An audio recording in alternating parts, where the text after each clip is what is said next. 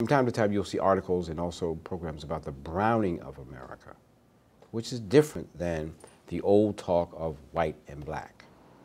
And that's the kind of Washington, D.C. that I perceive in the next 20 years or so. And when you come back, it's going to be a totally different place. But above all, the key feature is that there basically are not going to be any poor people here. Poor people are just, they're virtually going to be erased from the cityscape.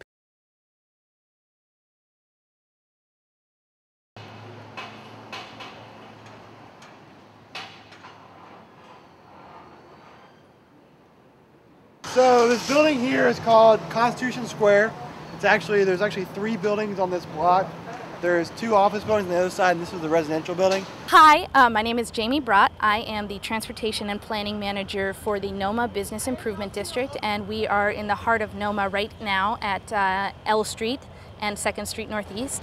It runs essentially from Union Station up to the New York Ave Metro Station. Gentrification is effectively the opposite of ghettoization. What we mean by that is that you have new people coming into the community, but what's unique about them is that there's a segment of that group who are of a different social class level, and they may also be of a different race. Right, along 1st Street, further up, there's a Hilton Garden Inn Hotel.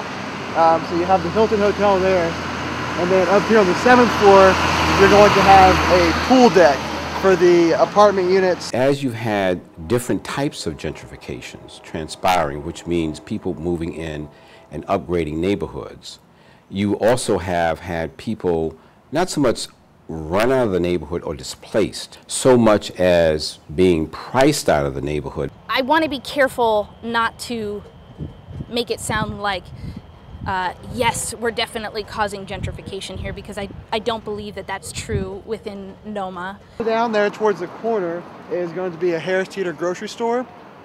And so where you see these big, we call them storefront glass windows, that's going to be all grocery store space. Most of your gentrification is a rolling gentrification that has happened in the section to the east of, just to the east of Rock Creek Park.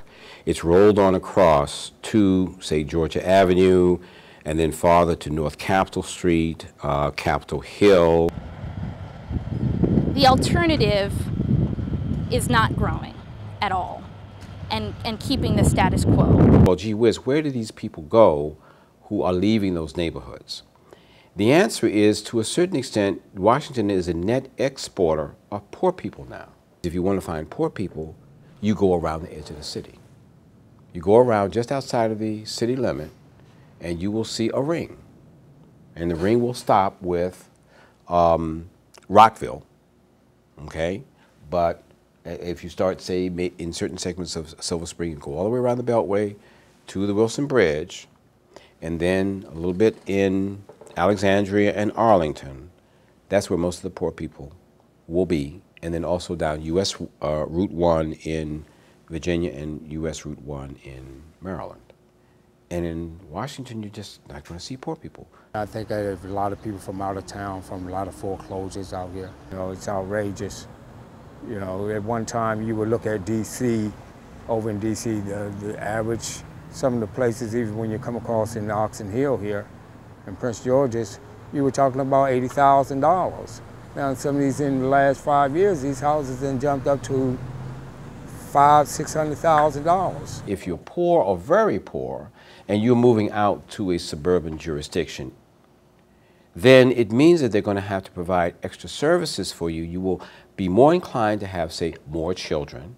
You will be more inclined to have interpersonal issues or even issues regarding employment. Also, possibly issues that involve the law. My name is Raymond Bryant. I used to live in Baltimore, Maryland, in a little city called Dundalk, right outside of the Inner Harbor. We used to get a lot of people that come from Baltimore. You wouldn't walk around at night. You never wanted to do that. I actually had a friend get killed by that. He actually walked less than a mile away to go get a pack of cigarettes from the grocery store, and he never came home. They found him laying on the side of the road one night. He got stabbed, took his wallet.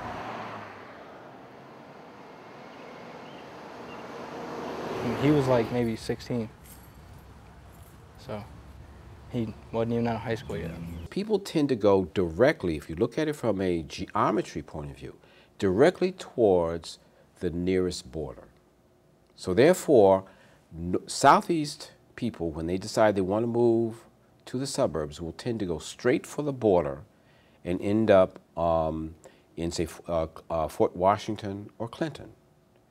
Then you'll find Northeast people will go out to Hyattsville and Langley Park. My name's Edward Clayton. We're in Hyattsville, Maryland. We've got, it's pretty much a diverse community to where we've got, you know, Hispanics and we've got blacks, we've got whites, so it's pretty diverse. As far as crime, at least this end of the city is not bad. You go to West Hyattsville, it's a little different. What I'll go back to is the importance of the diversity of options and the importance of the private development community to partner with agencies like the District Office of Planning to be sure that there are programs in place that will allow inclusionary zoning type mechanisms that respect the free market but also provide the inventory we need so that people who really want to live in the district have options here. For us, it's probably more than anything else an economic issue. Washington, D.C. is deemed these days far too valuable. And from an economist's point of view, the land and the property is far too potentially valuable to basically involve poor people in any of that.